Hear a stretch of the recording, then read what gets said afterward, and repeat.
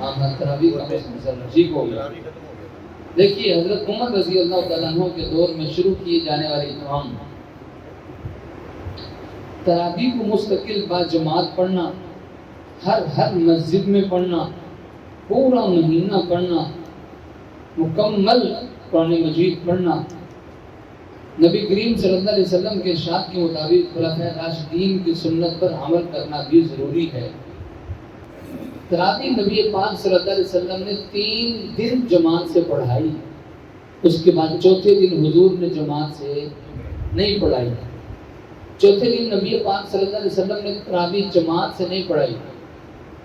یہ مسئلہ انتہائی توجہ سے سننے کا ہے، بہت توجہ سے سننے کا ہے۔ نبی پاک صلی اللہ علیہ وسلم نے پہلے دن نماز تراویح جماعت سے پڑھائی اور آدھی رات تک تراویح چلی ہے، پھر ایک دن چھوڑ کے دوسرے دن تراویح جماعت سے پڑھائی اور تہائی رات تک یہ جماعت تراویح کی چلی ہے، اور پھر ایک دن چھوڑ کے پھر حضور صلی اللہ علیہ وسلم نے تراویح جماعت سے پڑھائی اور پوری رات تراویح جماعت کی چلی ہے۔ صحابہ کرام فرماتے ہیں کہ پوری رات ہی تراویح میں گزر گئی، ہمیں یہ خدشہ لاحق ہونے لگا کہیں سحری نہ چلی جائے، یعنی پوری رات تراویح میں گزری۔ چوتھی رات صحابہ کرام شوق میں، جذبے میں مسجد میں تشریف لائے اور مسجد بھری ہوئی صحابہ کرام سے۔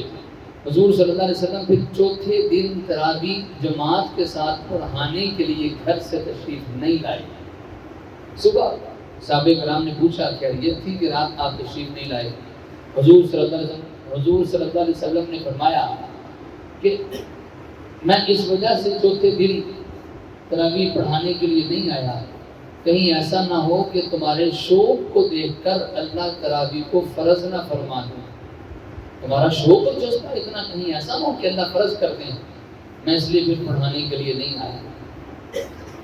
اب دیکھیے نبی پاک صلی اللہ علیہ وسلم نے 3 دن تراویح جماعت کی پڑھائی، اس کے بعد چوتھے دن نہیں پڑھائی۔ حضور کا بقیہ سارا دور اسی طرح گزر گیا، یعنی جماعت سے ہوتی نہیں تھی۔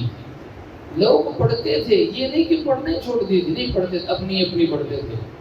حضرت ابوبکر صدیق کے دور میں بھی لوگ تراویح اپنی پڑھتے تھے، کوئی ادھر جیسے سنتیں پڑھتے ہیں، کوئی ادھر کھڑا ہے، کوئی ادھر کھڑا ہے، کوئی ادھر کھڑا ہے، اپنی پڑھ کے چلے جاتے ہیں۔ حضرت عمر رضی اللہ تعالی عنہ کے ابتدائی 2 سال تک، حضرت عمر کے دور کے ابتدائی 2 سال تک تراویح اسی طرح پڑھی جاتی رہی۔ لوگ اپنی پڑھتے تھے، پڑھ کے چلے جاتے تھے۔ جماعت کے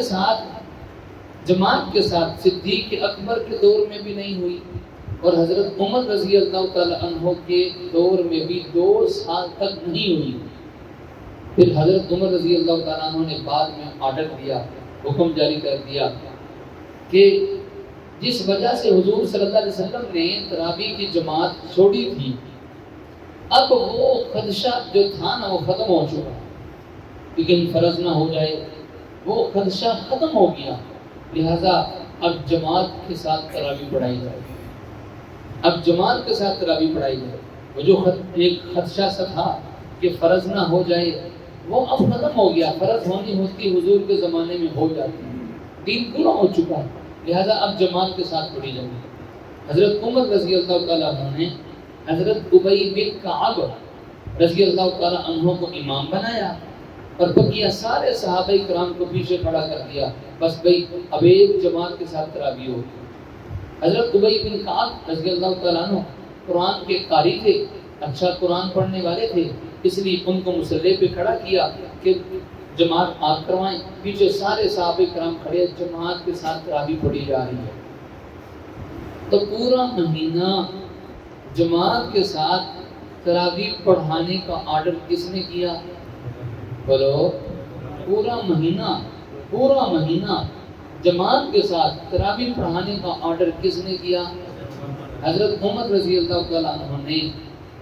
اس لیے اگر کوئی شخص کہے کہ حضور صلی اللہ علیہ وسلم نے تو 8 رکعت تراویح پڑھی ہے، حضرت عمر نے آرڈر کیا 20 پڑھا کرو، اور ہم عمر کی بات نہیں مانتے، ہم تو حضور کی بات مانتے ہیں۔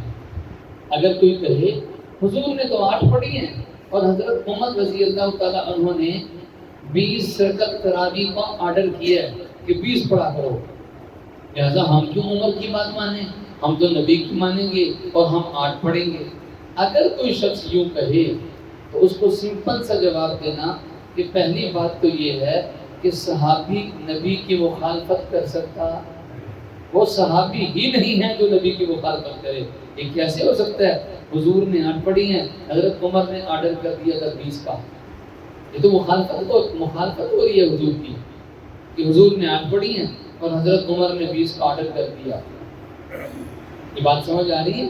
ریاض بات سمجھ آ رہی ہے؟ یہ ہو ہی نہیں سکتا، ہم سوچ بھی نہیں سکتے کہ حضرت نبی پاک صلی اللہ علیہ وسلم نے 8 پڑھی ہوں اور حضرت عمر رضی اللہ تعالیٰ عنہ نے 20 کا آرڈر جاری کر دیا۔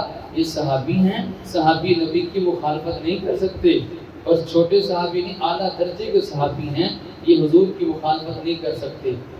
دوسری بات، تھوڑی دیر کے لیے مان لیں، تھوڑی دیر کے لیے چلو بھائی حضور نے 8 پڑھی ہیں اور حضرت عمر نے 20 کا آرڈر جاری کیا۔ رضوان صاحب یہ بات یاد رکھنا، اگر تھوڑی دیر کے لیے مان لیں تو چلو جی حضور نے 8 پڑھی، حضرت عمر نے آرڈر جاری کیا 20 کا، تھوڑی دیر کے لیے مان لیں، اور ہم تھوڑی دیر کے لیے یہ بھی مان لیں کہ ہم عمر کی بات نہیں مانتے، حضور کی بات مانیں گے، یہ بھی مان لیا، تو پھر تراویح پورا مہینہ جماعت سے پڑھنی ہے۔